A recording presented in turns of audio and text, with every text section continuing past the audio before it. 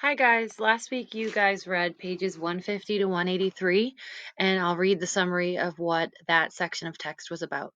Keck feels guilty that he has nice things like a desk, jeans, and a bed to sleep in. During homeroom, a student makes fun of Keck and throws an apple at him.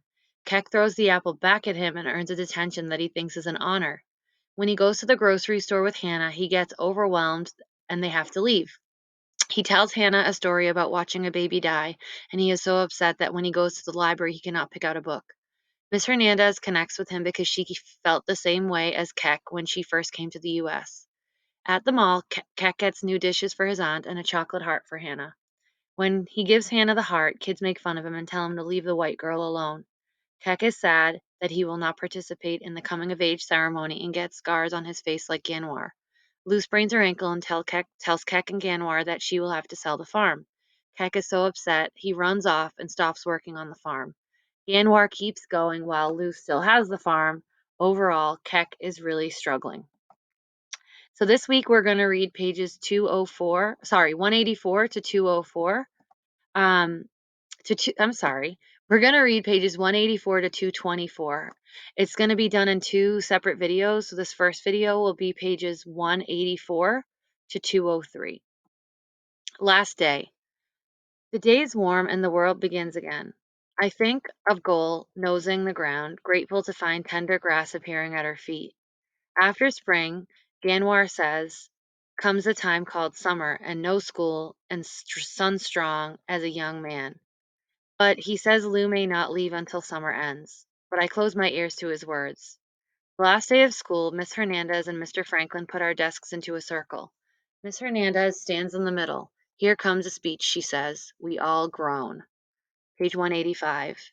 That noise is the same in all languages. She laughs. I promise it'll be a very short speech. I just want you to know that I'm very proud of all of you. You have learned much and come far this year. She makes a funny sound in her throat, but I do not think she has a cold. Like so many immigrants before you, I know you'll help make this country a better, stronger place. She wipes her eyes. Okay, speech over. Mr. Franklin brings over a big box and places it on a desk. Inside is a cake, an amazing long cake. I wonder if maybe it's the biggest cake in the world. Ta-da! He says. Page 186. In the middle of the cake is a green lady with her arm in the air. She's holding a green candle. Anybody recognize this old gal? Mr. Franklin asks. The Statue of Liberty, everyone yells at once. Why is she falling over? Jamie asks. Hey, I'm the teacher, not a baker, says Mr. Franklin. Maybe she's tired. Miss Hernandez suggests. She has a big job after all. Why does she have a dog? Pedro asks. Page 187. Mr. Franklin sighs loudly. That isn't a dog, it's a cow. It's supposed to be Goal. He shrugs. I thought it would be a nice touch. I look away. I still haven't told anyone at school that Goal will soon be gone. There are words all over the cake in green letters, many words in squiggles. Before we eat, Miss Hernandez says, we read. Everyone groans again, but she folds a finger to her lips, and you know what that means. Business. Mr. Franklin lights the candle, and Miss Hernandez makes her voice extra soft. Page 188. So that we will pay attention. That is a trick teachers like to use. These are important words, she says. They mean that this is your country now and forever. Give me your tired, your poor, your huddled masses yearning to breathe free. The wretched refuse of your teeming shore. The wretched refuse of your teeming shore. Send these, the homeless, tempest tossed to me. I lift my lap beside the golden door. The candle glows in the green lady's hand, and I don't understand all the words, but somehow I know they're strong and fine.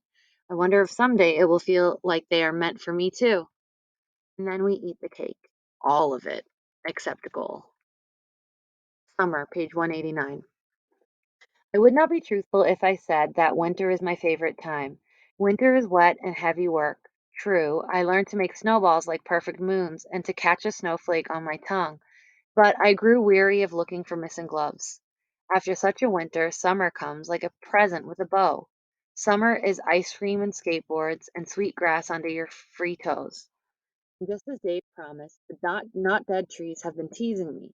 Their leaves stopped hiding, and over my head they weave a cool roof of green.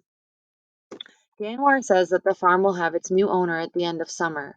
Lou can stay till fall, and then they will tear down the building. Lou is sad, he says. She misses me.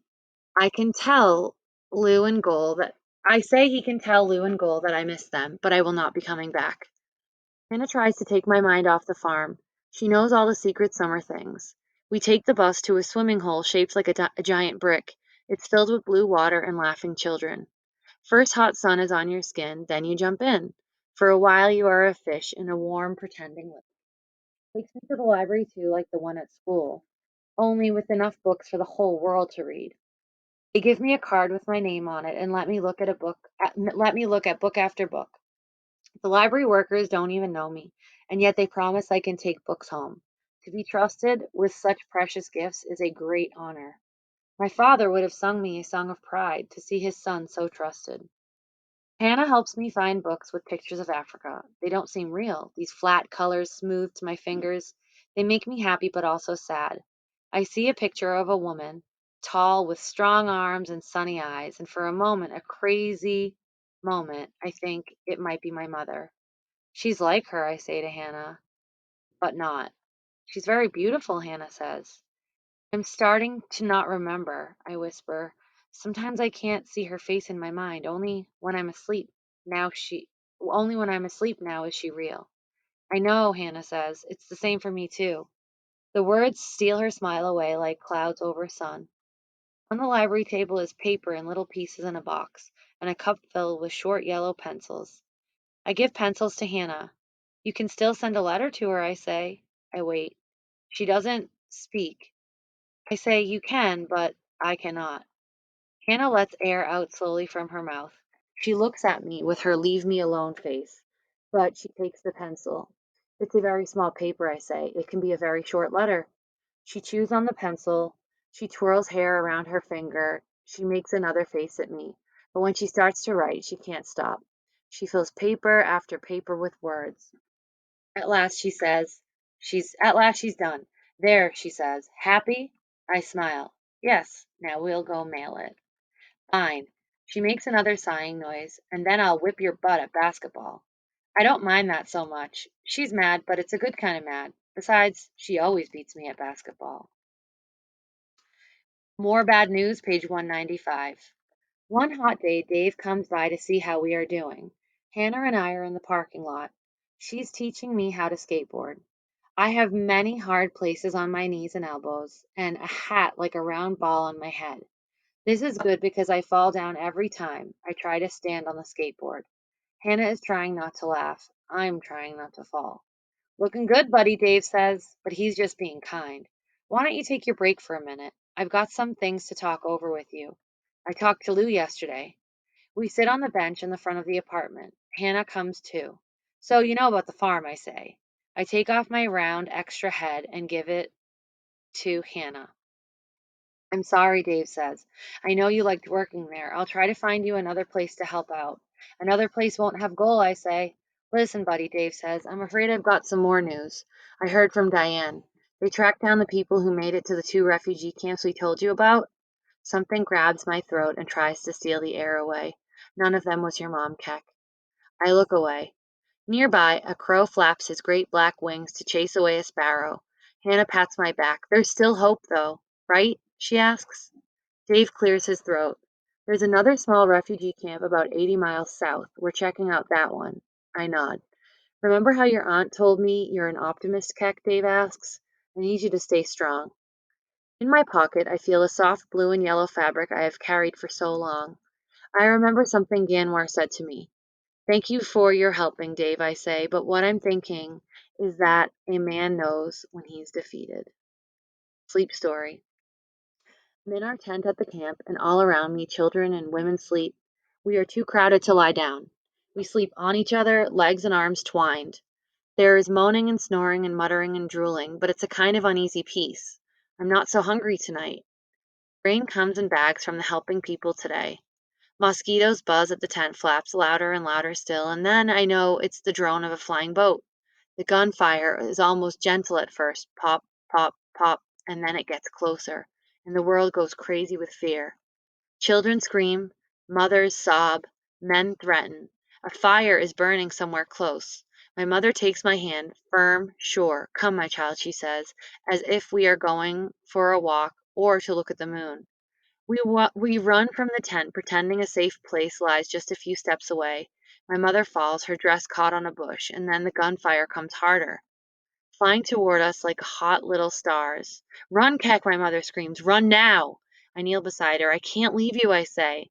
Or I think I say, for my voice is swallowed by the roaring night. My legs hurt. I can't run. You hide in the trees. You can get help from me when it's safe. Go, now! I start to run, and I don't know that I'm clutching her dress, and a tiny piece rips free, and I run, and the trees are waiting, and the men come with their knives and their guns and their mysterious hate. I wait with other children. I hold a little child and cover her mouth. When she tries to cry, dawn comes, silence comes, blood and death are everywhere, and my mother is gone. Confession, page 201. I awake to no blood, no bodies, no mama. I'm on the sofa, and Ganwar sits on the floor next to me. You were moaning, he says. It must have been a bad one. I wipe my wet cheeks. Very bad. I was in the camp, and the men with guns came. Ganwar nods. He clicks on the light, a light, and the shadows take form. I still have that one sometimes. Not like this one, I shiver. How can you be so sure, he asks. You can't visit my head. Because mine has truth in it, I say. Because in mine, I drop head in my hands. Because in mine, I leave Mama and run. In mine, I'm a coward. And it's the truth. Ganwar stares past me for a long time. He's somewhere far away, and I know where it is. We all ran, Keck. It's the only reason we're here. I should have stayed with her. Even a brave man can't stop a bullet. You did what you had to do. Ganwar joins me on the sofa. He puts his arm around me. He doesn't seem surprised when I begin to sob, and I'm not so surprised when he, too, begins to cry. Okay, that's it for this video. The next video will pick up on page 204.